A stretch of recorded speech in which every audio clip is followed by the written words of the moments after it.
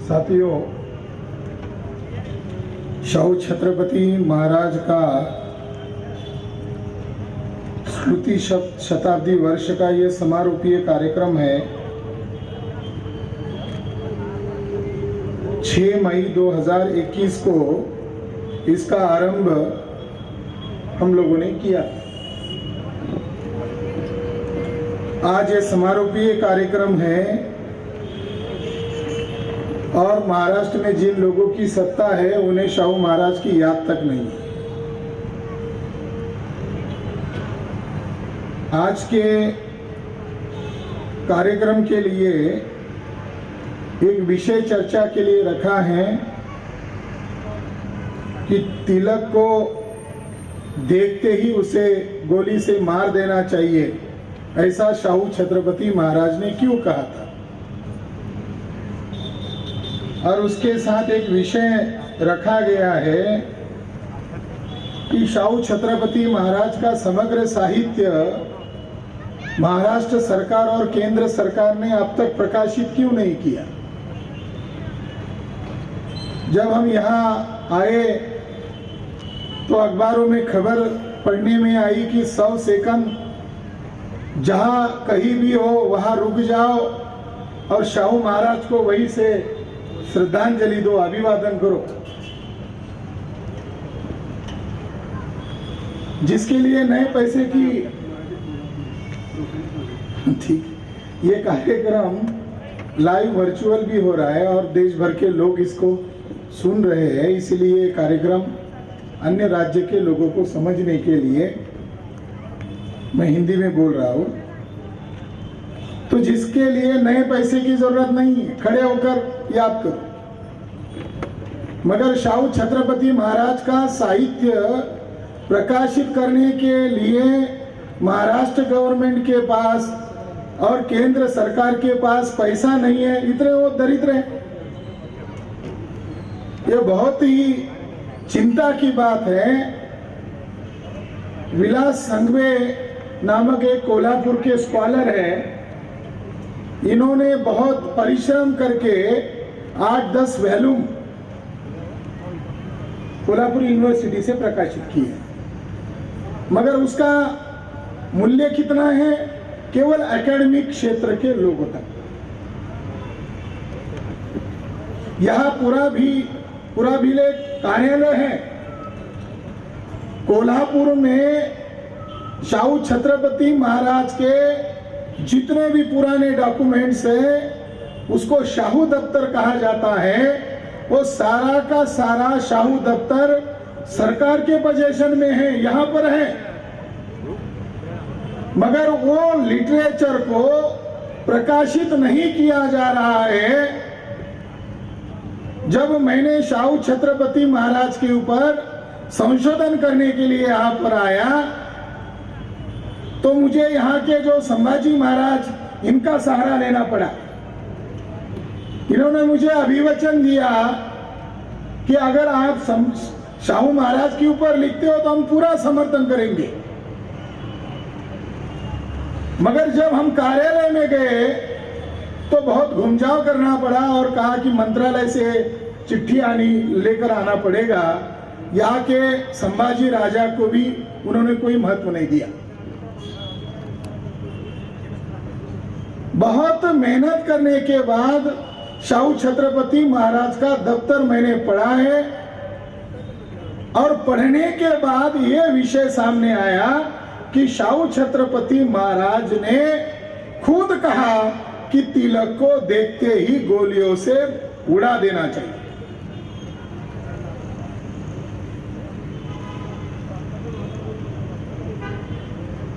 यहां पर 2 बड़े स्कॉलर हैं, एक का नाम है जयसिंहराव पवार, इन्हें एक ढंग से शाहू भक्त भी कहा जाता है,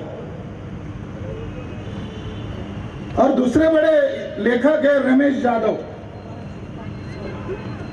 रमेश जाधव और जयसिंहराव पवार ने जयसिंहराव पवार को बहुजन नायक मान्यवर कांशीराम साहब ने पैसे दिया, तब जाकर वो स्मारक ग्रंथ बना पाए। मगर उसमें जो चरित्र लिखा उसमें उन्होंने लिखा कि शाहू महाराज और तिलक की दोस्ती थी। रमेश यादव ने भी चरित्र लिखा, उसमें भी लिखा कि शाहू महाराज और बाल गंगाधर तिलक की दोस्ती थी। जयसिंहराव पवार की लड़की ने आगे जाकर मीडिया के सामने आकर कहा कि शाहू छत्रपति महाराज गुपचुप तरीके से, गुप्त रूप से तिलक को आजादी के आंदोलन के लिए फंड प्रोवाइड करते थे।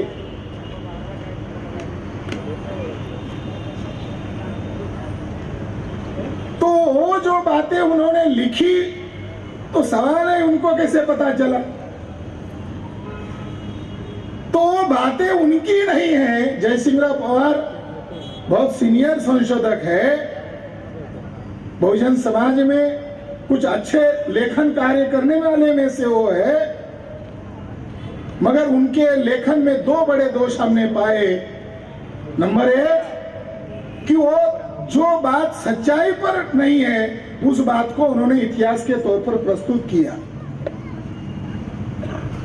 रियासतकार सरदेसाई, पुणे का ब्राह्मण, उसने रियासत नाम से अलग अलग वॉल्यूम लिखे। वो मर गया जब भीमा कोरेगांव को, उस जंग को 200 साल पूरे होने वाले थे, तो उसको रिप्रिंट करवाया। उसमें जयसिंहराव पवार ब्राह्मणों के साथ एक मेंबर थे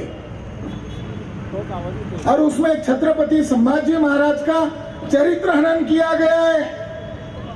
उस वॉल्यूम के वो संपादक है। ये उनका दूसरा दोष है। तो उनको ये जानकारी कहां से मिली?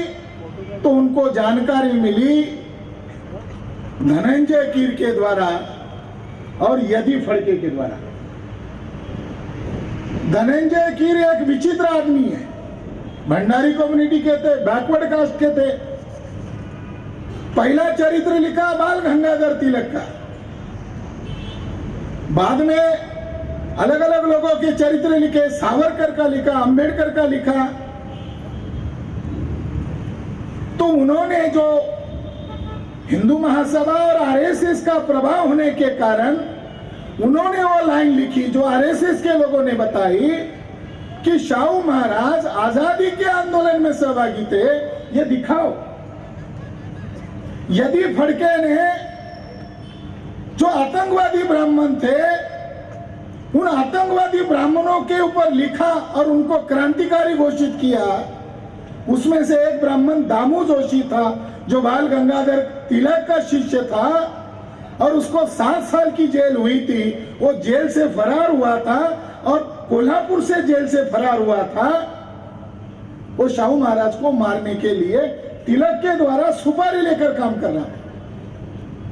साथियों, शाहू छत्रपति महाराज के बारे में धनंजय की और यदि फड़के ने जो गलत जो बातें लिखी, उन्हीं बातों का जयसिंहराव पवार और रमेश यादव ने प्रचार किया है। सच्चाई क्या है? अगर मान लो शाहू छत्रपति महाराज आजादी के आंदोलन में सहभागी नहीं थे, यह कहने में कौन सा कमीपन है? शाहू छत्रपति महाराज तथाकथित आजादी के आंदोलन में सहभागी नहीं थे, यह कहने में हमें कमीपन महसूस नहीं होता। शाहू छत्रपति महाराज ब्राह्मणों के आजादी के आंदोलन में सहभागी नहीं थे, बल्कि वो बहुजन लोगों को ब्राह्मणों के गुलामी से आजाद करने का आंदोलन चला रहे थे। यही पूरा भी लेख के कार्यालय में शाहू दफ्तर में एक खत मिला, जो खत लिखा है ब्रिटिश हेडक्वार्टर का अंग्रेज अफसर मिस्टर पीज। उसको उन्होंने लिखते हुए कहा कि डॉक्टर भीमराव रामजी अंबेडकर लंदन में पधार रहे हैं। वो मेरे दोस्त हैं। एक राजा होने के बावजूद महाराज कह रहे वो मेरे दोस्त है। आगे लिखा, जाति का उल्लेख करते हुए कहा वो अछूत कम्युनिटी के हैं और वो महार जाति के। शाहू महाराज जानते हैं कि महार लोगों ने 1818 में कौन सा युद्ध किया, तो अंग्रेजों को जल्दी समझ में आए, इसलिए लिख रहे वो अछूत समूह से है और जाति से महार है वो लंदन में इसलिए आ रहे हैं कि आप महानुभाव लोगों को, हम ब्राह्मणेतर लोग तिलक के होम रूल को साथ सहयोग क्यों नहीं देते हैं, यानी हम ब्राह्मणों के आजादी को समर्थन क्यों नहीं देते हैं, ये बताने के लिए हम सभी नॉन ब्राह्मण लोगों की तरफ से प्रतिनिधि के तौर पर डॉक्टर भीमराव रामजी अंबेडकर आपको बताने के लिए मैंने भेजा है। अगर हम लोगों ने होम रूल को यानी उनकी आजादी के आंदोलन को समर्थन दिया तो तिलक और ब्राह्मण लोग फिर से पेशवाई को हमारे ऊपर थोपेंगे और भविष्य में हमें नेचर भी नहीं बचा पाएगा। साथियों, शाहू छत्रपति महाराज तथाकथित आजादी के आंदोलन में सहभागी नहीं थे, बल्कि वो महात्मा ज्योतिराव फुले की विरासत को चला रहे थे। ये बताने के लिए कलेजा चाहिए, सिद्धांत चाहिए। शायद जयसिंहराव पवार, रमेश पवार ये कहने के लिए डर रहे। वो जो मुद्दा है शाहू महाराज ने किस संदर्भ में कहा, जिस तिलक की आज हम चर्चा कर रहे हैं उसी तिलक का सहारा लेकर राज ठाकरे ने कहा समाधि तिलक ने बनाई थी, उसी का वारिस कह रहे हैं, हमने नहीं बनाई। क्यों कह रहे हैं तिलक का वारिस हमने नहीं बनाई? क्योंकि बहुजन समाज में जागृति आ गई तो सोशल मीडिया में लोगों ने बताना शुरू किया समाधि के नाम पर जो तिलक ने पैसा इकट्ठा किया था वो फ्रॉड किया है, भ्रष्टाचार किया है। ये जब सामने आ गए तो तिलक के वारिस ने भी ज्यादा और ना निकल जाए इसलिए कहा तिलक ने समाधि नहीं बनाई। महात्मा ज्योतिराव फुले का मृत्यु होने के बाद 1893 1894 में पूना और बॉम्बे में फसाद करवाया। आज भोंगा का नाम, लाउड स्पीकर का नाम लिया जा रहा है। तिलक ने केसरी में लिखा मस्जिदों के सामने बैंड बजाओ। जो आज आरएसएस के द्वारा किसी के द्वारा काम अमल किया जा रहा है, ये फसाद का प्लान तिलक के द्वारा अमल में लाया गया था। शाहू छत्रपति महाराज ने तिलक को ऐसा क्यों कहा, इसका एक खत हमें यहां पर मिला, कोल्हापुर में मिला। आपको बता दूं कि शाहू छत्रपति महाराज के इतने सारे रिकॉर्ड्स हैं, संभवतः लगभग 100 वॉल्यूम भर सकते हैं, इतना साहित्य शाहू छत्रपति महाराज का है। ना इसके लिए उनके वारिस आवाज उठा रहे, ना इसके लिए कोल्हापुर में अपने आप को शाहू भक्त कहने वाले लोग आवाज उठा रहे हैं। और जो महाराष्ट्र की सत्ता में बैठे हुए लोग हैं, उन्हें उनकी शताब्दी वर्ष की याद भी नहीं आ रही। साल था 1918, विश्व युद्ध का माहौल दुनिया में पनप रहा था। 1914 के दरमियान मंडाले से तिलक रिहा होकर आया था। तिलक के ऊपर चिरोल आयोग गठित किया गया था और चिरोल आयोग ने पूरे देश भर में तिलक के द्वारा फसाद हुए, तिलक के द्वारा बम का आयात भारत में लाया गया। भारत में बम बनाने का काम बाल गंगाधर तिलक ने किया।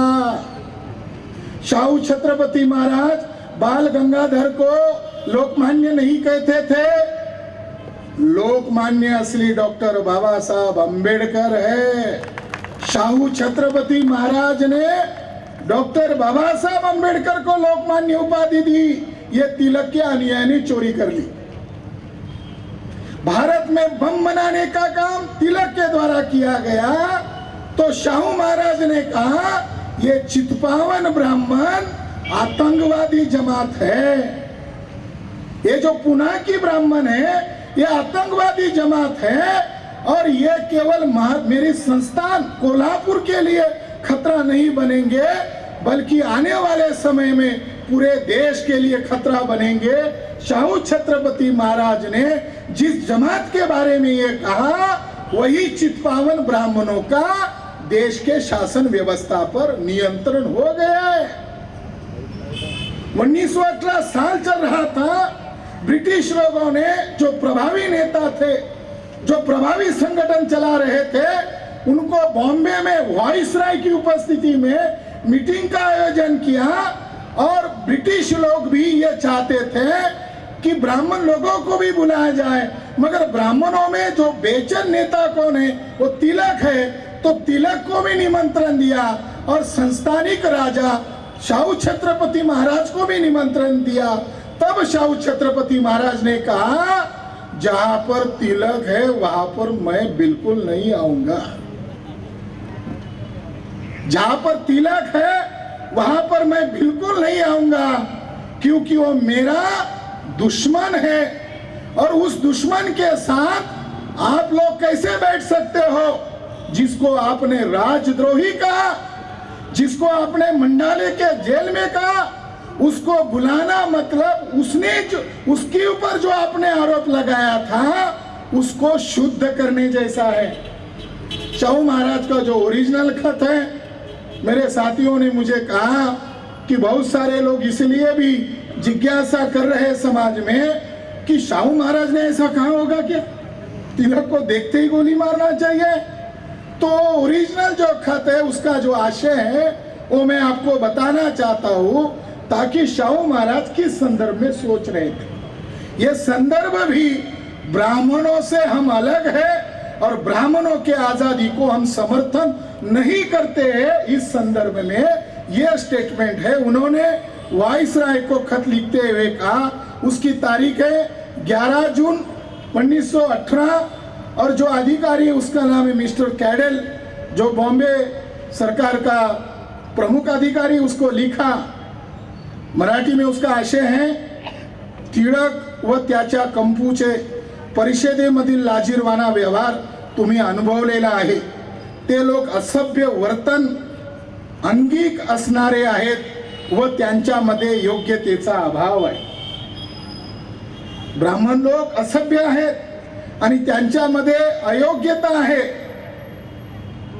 कृपया हा शब्द वापरण्याचे देखील त्यांच्याकडे सौजन्य नाही। ते एवढे निर्लज्ज आहेत की त्यांना काहीच वाटत नाही। त्याच्या अशा वर्तणुकीमुळे टिळकाला डायसवर सुद्धा बसू द्यायला नको होते। तरी पण टिळक माननीय व्हाईसराय महाशयाच्या जवळ जाऊन बसला।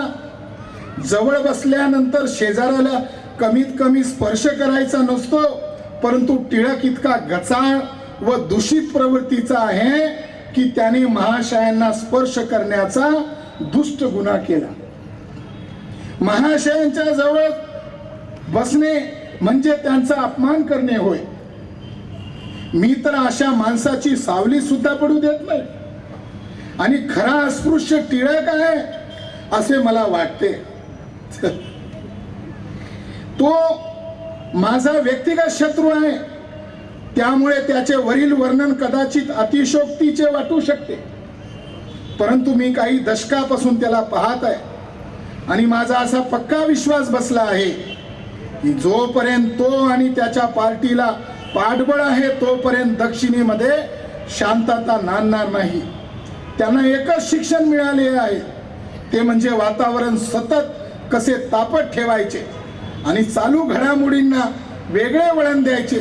ते लोक या कलेमध्ये चांगलेच पटाईत आहेत। हेच लोक आहेत ज्यांनी वर्तमानपत्रामध्ये माझ्या विरोधात आरडाओरडा चालू केली आहे। त्यांचा प्रभाव कमी करण्यासाठी मी इतक्यात काही पावले उचलणे चालू केलेली आहेत। माझ्या राज्यातील काही महसूल शिक्षणासाठी बाजूला ठेवून सामान्य लोकांना उच्च शिक्षण देण्याचे कार्य मी चालू केलेले आहे आणि हेच कार्य त्यांना आवडत नाही। कुलकर्णी काढून त्याच्या जागी तलाठी नेमल्यामुळे खेड्यापाड्यामध्ये त्यांच्या प्रभुत्वाला मोठा हादरा बसलेला आहे। त्यामुळे त्यात काही आश्चर्य नाही की मी त्यांच्या डोळ्यात खुपत आहे। या लोकांबद्दल व्यक्तिगतरित्या आपणास बोलावे आणि त्यांनी परिषदेमध्ये जो गोंधळ मांडला ते तुम्हास मोकळा वेळ भेटल्यावर तुमची भेट घेऊन हे सर्व विस्तृतपणे तुम्हाला सांगेल। माझे नम्र मत आहे, कालच्या परिषदेमध्ये टिळक व त्याच्या पक्षाला मदतीसाठी बोलावून आपण त्याच्या मागील सर्व गुन्ह्यावर पांघरून घातलेले आहे, अशा माणसाला तर जागीच गोळ्या घालून ठार मारायला पाहिजे. शाहू छत्रपति महाराज ने इसमें यह जाहिर किया कि वो मेरा व्यक्तिगत शत्रु है, इसीलिए आप मेरी बात को तवज्जो नहीं दे सकते हैं, मगर मेरी और उसकी दुश्मनी होने की वजह क्या है? तो मैंने मेरे संस्थान में पिछड़े वर्ग के लोगों के लिए शिक्षा के लिए फंड रखा है. उनका कुलकर्णी पद था, मैंने रद्द किया है और सभी जातियों के लिए तलाठी की परीक्षा आयोजित किया और सभी जातियों को तलाठी नियुक्त किया है. तब से ब्राह्मणों का वर्चस्व खत्म हो गया है. मेरी तो राय है कि तिलक को देखते ही गोलियों से उड़ा देना चाहिए. साथियों, इस विषय को इसी संदर्भ तक रखने के लिए नहीं रखा, उसके पीछे एक मकसद है. शाहू छत्रपति महाराज को जिंदगी में सबसे ज्यादा अगर किसी ब्राह्मण ने परेशान किया है, उस ब्राह्मण का नाम बाल गंगाधर तिलक है. शाहू महाराज अंतिम दिनों में उनके जो कायस्थ कारभारी थे, मंत्री थे, मरने के पहले उन्होंने उनसे वचन लिया कि ये ब्राह्मण लोग मेरे जीते जी ये धमकी देते थे.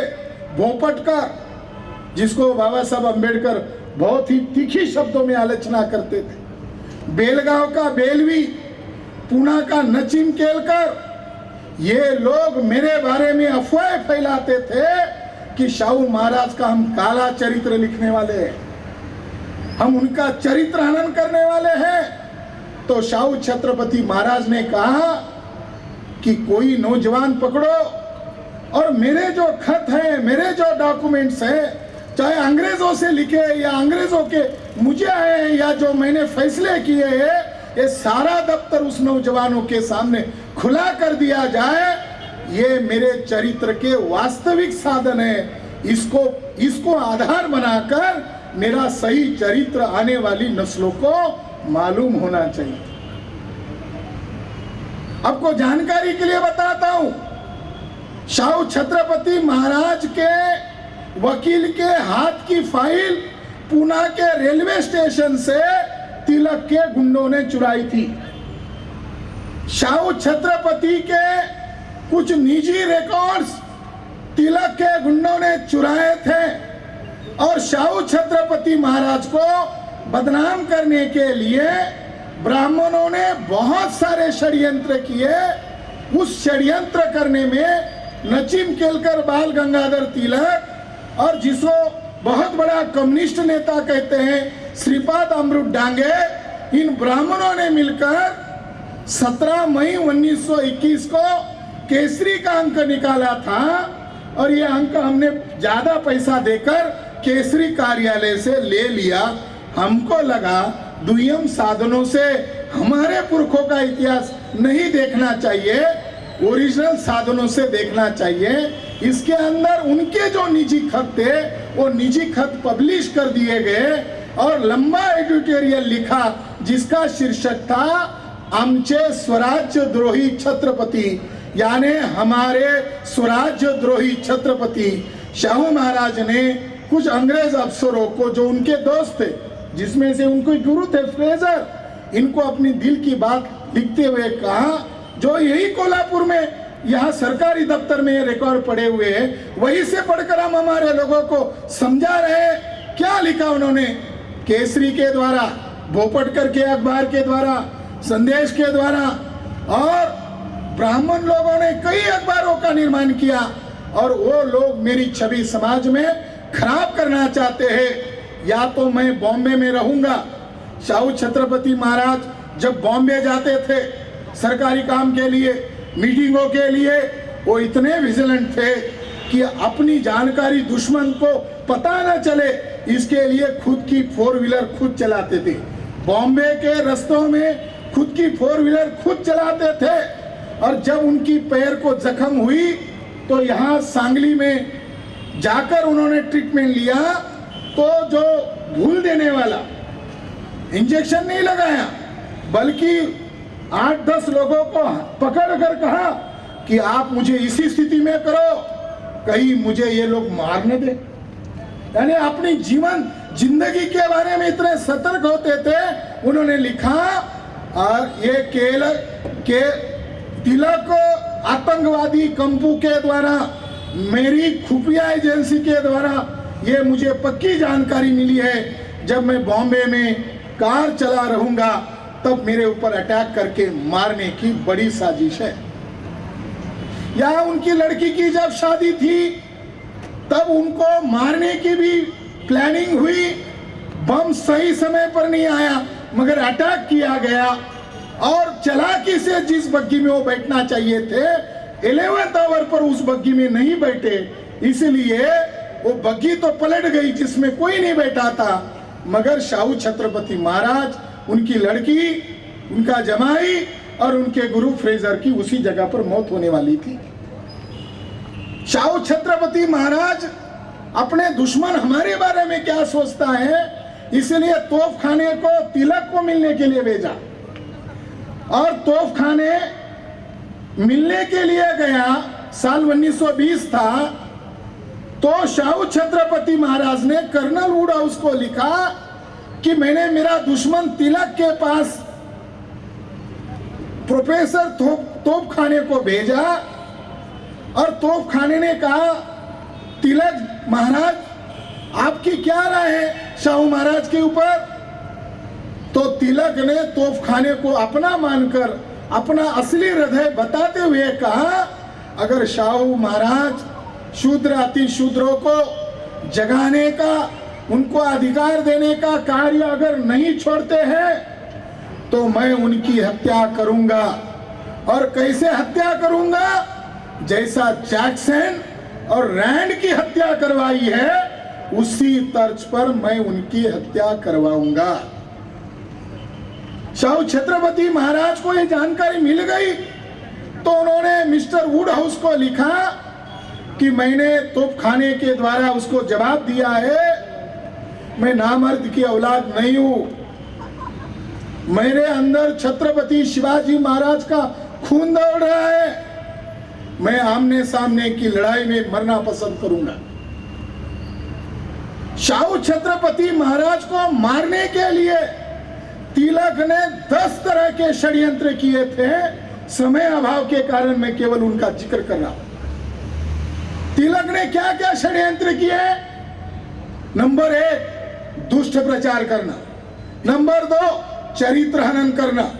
चरित्र हनन की हद वहां तक गई, जब वेदोक्त प्रकरण चल रहा था, 1903 साल है, और इसी कोल्हापुर के 3 ब्राह्मण महिलाओं ने ब्रिटिश हेडक्वार्टर, इधर बॉम्बे में नहीं भेजा, ब्रिटिश हेडक्वार्टर, वहां पर खत भेजे कि शाहू महाराज ने हमारे ऊपर बलात्कार किया है। जब शाहू महाराज छत्रपति शिवाजी महाराज की तरह ब्राह्मणों का वर्चस्व नकार रहे थे, वेदोक्त आंदोलन, ये ब्राह्मणों का वर्चस्व पैरों तले रगड़ने का कार्यक्रम था। तब ब्राह्मणों ने देखा इनके पास सारे सबूत है, राजोपाध्याय गलत है, तो तिलक ने यहाँ की ब्राह्मणों को लंदन में खत लिखने के लिए कहा, और शाहू महाराज ने गिड़गिड़ाई नहीं बल्कि उन्होंने लिखा ब्रिटिश अधिकारियों को, अब मेरी जीद है कि उन महिलाओं की भी जांच की जाए और मेरी भी इंक्वायरी की जाए। मैं देखना चाहता हूं इसके पीछे असली मास्टरमाइंड कौन है। मैं तो कहता हूं इसके पीछे बाल गंगाधर तिलक है। तो पहला उनका प्लान था कि यहां से संस्थानिक खत्म कर दिया जाए। वो संस्थानिक क्यों खत्म करना चाहते थे? पेशवाई खत्म हो गई, शिवशाही का जो अस्तित्व टिका था कोल्हापुर, वो भी खत्म करें। दूसरा प्लान उन्होंने क्या किया? उनके लड़की का चरित्र हनन किया। दूसरा और प्लान क्या किया? उनकी बहू का चरित्र हनन किया। उनकी जो महारानी है उसकी बदनामी किया। शाहू महाराज को अंग्रेजों ने मान लो कैद करके रखा है, तो शाहू महाराज अंग्रेज अफसर को बताने के लिए, कन्विंस करने के लिए कहते हैं कि मैं शिकारी आदमी, मैं शिकार करता, और शिकार करने के लिए मैंने चीते पाले हैं।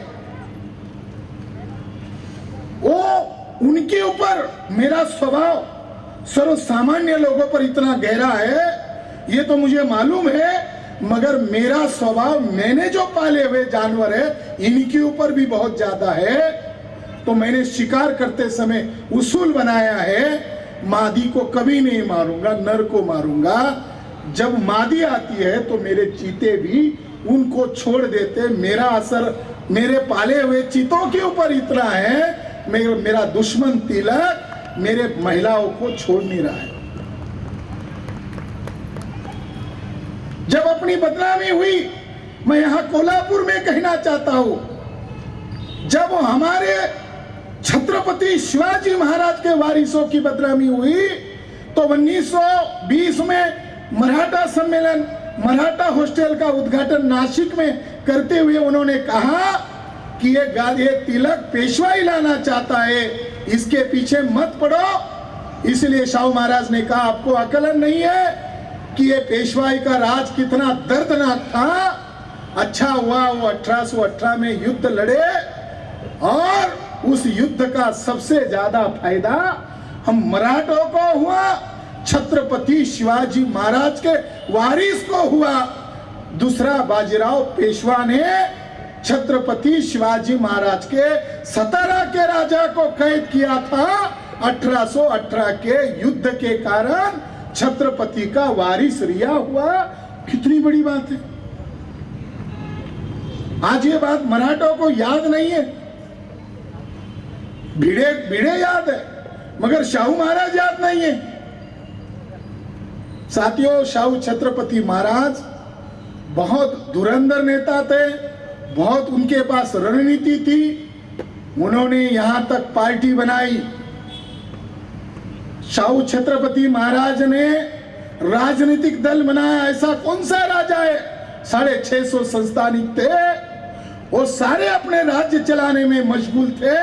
एकमात्र शाहू छत्रपति महाराज थे जिन्होंने शूद्र अति शूद्रों के लिए जो चेम्सफोर्ड सुधारना कानून आ रहा था और भविष्य में राजनीतिक अधिकार दिए जाने वाले थे, तो शाहू महाराज, मैं शिवाजी महाराज का वंशज हूं, मुझे गद्दी पर गर्व होना चाहिए, इसके लिए वो लड़ नहीं रहे थे, बल्कि शूद्र अति शूद्रों के अंदर नेतृत्व पैदा होना चाहिए। इसीलिए चांद्रसेनीय कायस्थ प्रभु कोल्हापुर का हॉस्टल, इसीलिए मुसलमानों का हॉस्टल, इसीलिए अछूतों का हॉस्टल, इसीलिए जैनों का हॉस्टल, सभी जातियों को अधिकार देने का अभियान शुरू किया।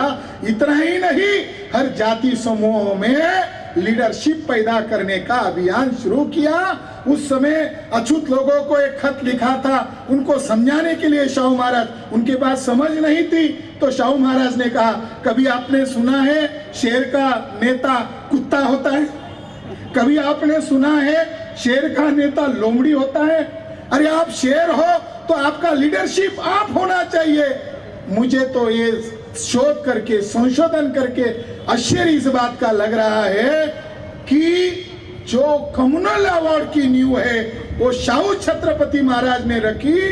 आज जो गांधी और बाबा साहब अम्बेडकर का पुनः पैक्ट हुआ, तो इसको आधार बनाकर इतिहास लिखा जाता है। मान लो दलित और गांधी, मान लो अछूत और गांधी, मगर वास्तविक लड़ाई शाहू छत्रपति महाराज ने शुरू की थी, और इस लड़ाई को डॉक्टर बाबा साहब अम्बेडकर ने जारी रखा था। जैसे मानगांव की सभा में शाहू महाराज ने जो वचन दिया था, कुछ चंद अछूत थे, तो उन अछूतों के सामने मानगांव में कहा था, मुझे दिखाई दे रहा है ये अम्बेडकर साहब, केवल आप अछूतों के नेता सिद्ध नहीं होंगे, बल्कि तमाम मराठा, तमाम पिछड़े वर्ग के नेता सिद्ध हो जाएंगे। बाबा साहब अम्बेडकर शाहू महाराज के दृष्टिकोण के अनुसार सही नेता थे। कितनी आश्चर्यजनक बात है। तिलक के बारे में शाहू महाराज क्या सोचते, बाबा साहब अम्बेडकर क्या सोचते? एक नौजवान है बाबा साहब अम्बेडकर, लंदन में भेज दिया, तिलक के होम रूल को हम समर्थन नहीं करेंगे। दूसरा एक खत बाबा साहब अम्बेडकर को लिखा, वो कहकर मेरी बात को खत्म करता हूं। बाबा साहब अम्बेडकर को शाहू छत्रपति महाराज ने लिखा, राजर्षि राजमान्य लोकमान्य भीमराव रामजी अम्बेडकर यासी। आपको मैं लंदन में इसलिए भी भेजा हूं, जो पहले उन्होंने डिस्कस नहीं किया, इसलिए भी मैंने आपको लंदन में भेजा है कि बाल गंगाधर तिलक ने एक निजी सभा में महार अछूत और मांग अछूत के बारे में कहा ये क्रिमिनल जातियां है। तिलक ने कहा ये क्रिमिनल जातियां है, तो शाहू महाराज तो मराठा है। आज तो मराठा और शेड्यूल कास्ट के अंदर शासक जाति के लोग झगड़े लगाते हैं। अगर ये बात शाहू महाराज की मराठा को मालूम हो जाएगी, आपस का झगड़ा खत्म हो जाएगा, ब्राह्मण एट्रोसिटी की डिमांड करेगा। शाहू महाराज ने कहा लंदन के धरती पर पैर रखते ही आपको एक बड़ा काम करना है, बाल गंगाधर तिलक के ऊपर मुकदमा ठोक देना है, क्योंकि उसने अछूतों को गाली दिया, क्रिमिनल ट्राइब्स में रखा। हम धन्य हैं शाहू छत्रपति महाराज के, अंग्रेजों ने महार अछूत और मातंग अछूत को, चमार अछूतों को भी क्रिमिनल ट्राइब्स में डाला था। शाहू महाराज ने अंग्रेजों से लड़ झगड़ कर उनको उस क्रिमिनल ट्राइब्स के कैटेगरी से बाहर निकाला। अगर हमें बाहर नहीं निकाला होता, आज हमारी क्या स्थिति होती? जैसे वो रामूशी की बता रहे थे, जैसे वो बेरड़ की बता रहे थे, क्या स्थिति है? दूसरा आरोप लगाया कि तिलक ने सार्वजनिक पैसे का घोटाला किया है, 2 केस करो। बाबा साहब अम्बेडकर उधर से लिखते हैं, महाराज भारत की राजनीति में उथल पुथल आ रहा है, मैं मेरी अधूरी शिक्षा कम समय में पूरा कर कर भारत में लौटना चाहता हूं और मैं भारत की राजनीति में कूदना चाहता हूं। मुझे नहीं लगता कि हम तिलक के खिलाफ के मुकदमे जीत पाएंगे।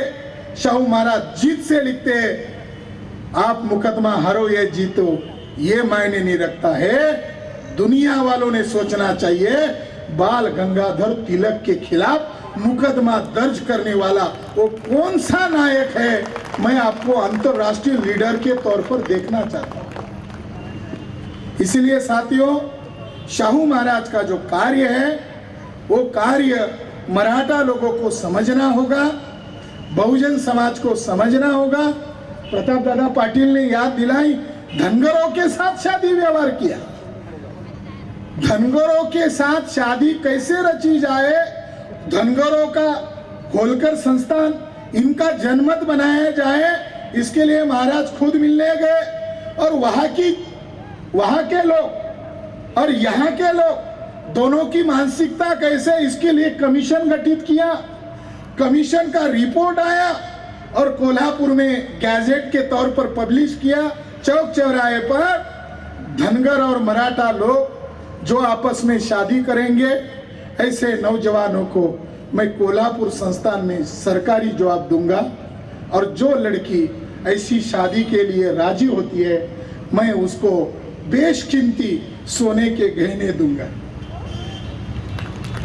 आज महाराष्ट्र में क्या है, मराठा वर्ग से धनगर है। 25,000 रुपए मुसलमानों के लिए कुरान का तर्जुमा लिखने के लिए दिया, क्योंकि शाहू महाराज को मालूम है उनका सामना आतंकवादी तिलक के साथ होने वाला है।